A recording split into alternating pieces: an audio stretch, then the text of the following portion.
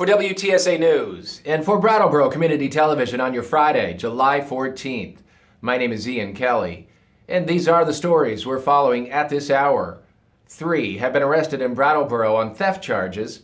Police say 34-year-old Megan Audette, 35-year-old Hope Schreier, and 34-year-old Carl Baumgartner were arraigned on Thursday. On Tuesday, Brattleboro police officers responded to a residence on Stark Road for a reported burglary that had occurred there. About 15 to 20 firearms, along with a large amount of expensive clothing, were stolen from the residence. On Wednesday, officers conducted a property check of the residence due to the earlier incident.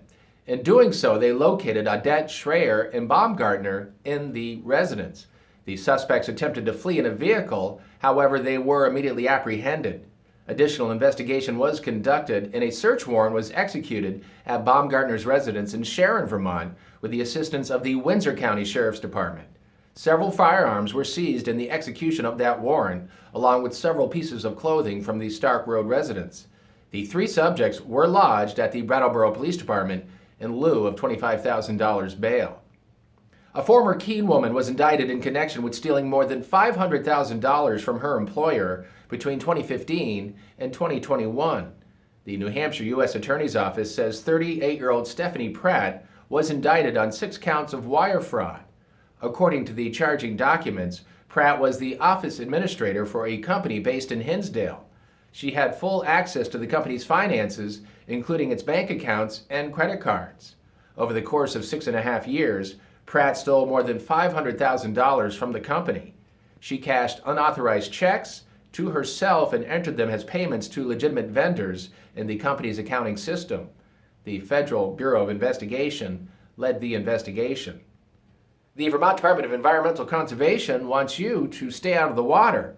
Many municipal wastewater treatment plants and private septic systems across the state have become inundated with high flows of water and wastewater, resulting in partially treated or untreated discharges of sewage into the environment.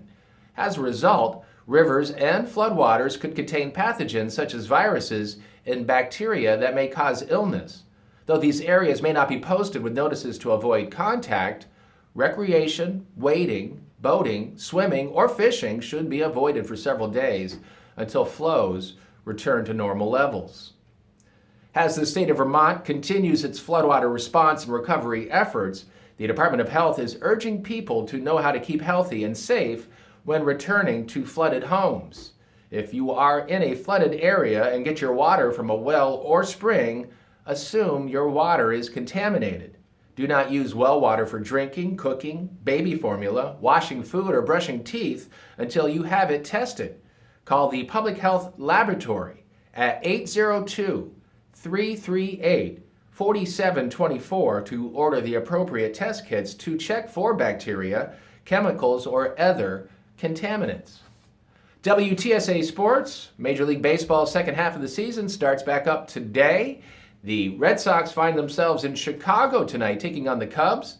Brian Bale on the mound for Boston. First pitch from Wrigley is at 8:05.